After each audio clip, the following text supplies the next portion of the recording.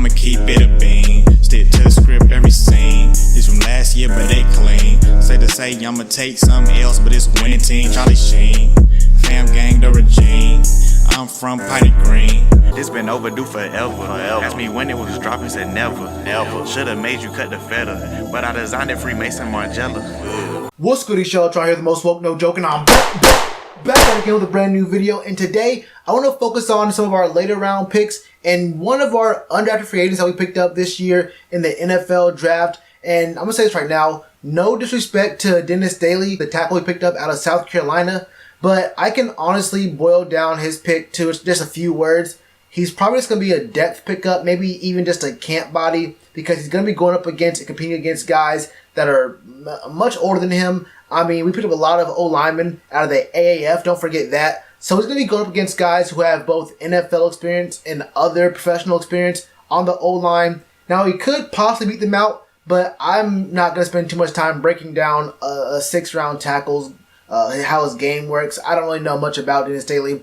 And he could be a really good player for us because we have a really good offensive line coaching staff, but I'm not going to do much focusing on him in this video. For this video, I'm going to focus on two guys who are both out of Georgia. Our 7th round pick, Terry Godwin, and an undrafted free agent, Elijah Holyfield, who's a running back.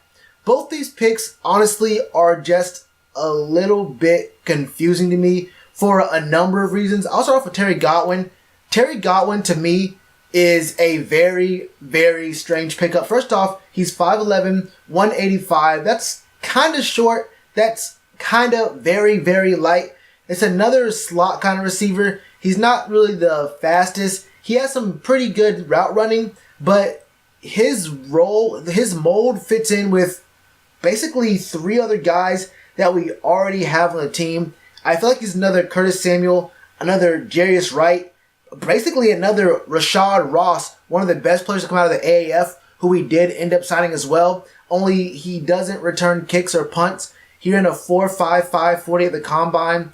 None of his other numbers really jump out at me. And some of the biggest cons to his game is that he's a really frail guy, kind of small, and scouts and analysts have a really big issue with, a really big question with whether he can actually, deal with all the rigors and the hits in the NFL. They all talk about his route running being really great. He's not going to really turn the jets on and beat you down the field deep or stretch the field for you consistently, but he has some speed there, not too much, but he can do some things there. But honestly, it really boils down to Terry Godwin is a lesser version of pieces that we already have, especially since a lot of the guys on our team basically share the same kind of mold. Look at his stats right here real quick for his 4 years at Georgia. Freshman year, 35 receptions, less than 400 yards, 2 touchdowns. 2016, he had 38 receptions, 400 yards, no touchdowns. 2017, his junior year, he had 38 receptions, 6 touchdowns, just about 600 yards. 2018, his senior year, he had 23 receptions, less than 400 yards, and 3 touchdowns. He did get into the rush game a little bit his freshman and sophomore year, but nothing to really write home about, honestly. 1 rush touchdown in 7 attempts his freshman year. But for the most part, he was a role player on a Georgia team that was very run heavy, and the receivers all had to fight for any kind of receptions they can get, any kind of targets they could get. So there weren't really any shining stars in that Georgia receiving game, and if there were, it really wasn't Terry Godwin. I'm kind of more than a little bit confused as to why he was even picked up. Moving on to Elijah Holyfield, another Georgia kid. I actually really like this pick, but in a certain other way, it's kind of confusing to me because it brings up the same question about Cameron Artis-Payne. What is his role? Is he going to be on the team again this year? Is he not going to be on the team this year? Remember, we did pick up Jordan Scarlett out of Florida in the 5th round, who's a power back. And Elijah Holyfield has a lot of strength. He has pretty good functional speed. He's kind of elusive here. He probably won't be catching any passes out of the backfield, so he has the same kind of game plan as Jordan Scarlett. Although that was really mainly because he wasn't targeted that much. And maybe he can catch passes. He didn't have a lot of drops or anything like Scarlett. So that could be a hidden part of his game. It just wasn't asked of him very much in Georgia. If the Georgia receiving core was kind of hindered from shining because of how good the running back core was, then Elijah Holyfield as a running back was also hindered by the running game because there were so many other good running backs who went to Georgia that he really didn't get a chance until his 3rd year, his junior year there. I'm looking at his stats right here. Freshman year, 6 attempts, 29 yards. his sophomore year, 50 attempts, 300 yards, only 2 touchdowns in his first 2 years. And this past season, he had about 150 attempts, 1,000 yards.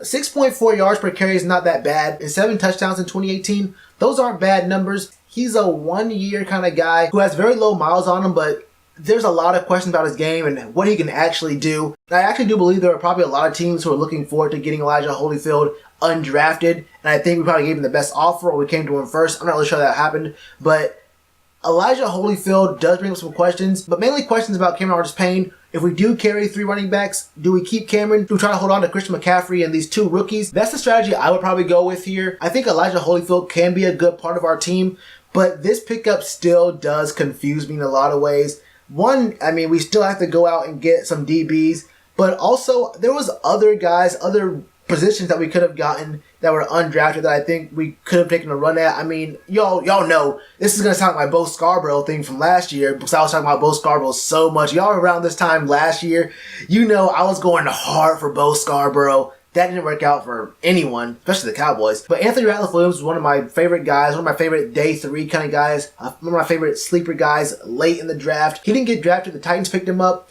but I really do like him a lot. And it's kind of confusing to me that we picked up another running back. Like I said, if this is just a way of saying that Cameron Artis-Payne's off the team, then I understand that.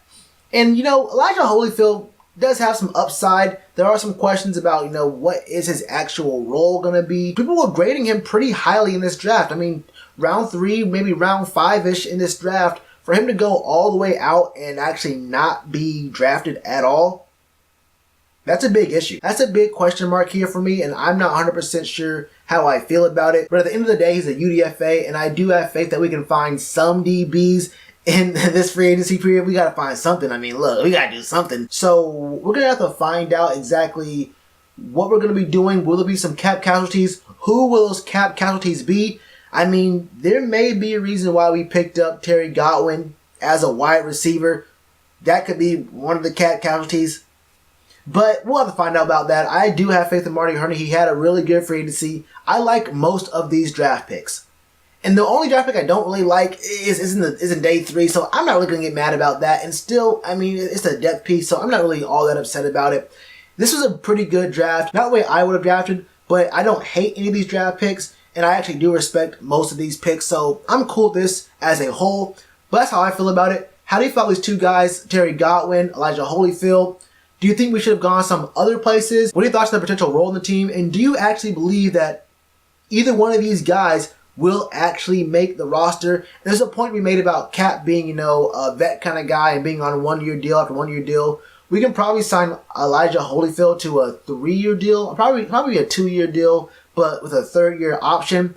That could probably happen for him. We don't really know, but it'd be probably a lot cheaper for Elijah Holyfield and Cap, and unless Cap's just like a guy they really, really love in practice, a guy that the defensive guys get some really good reps against.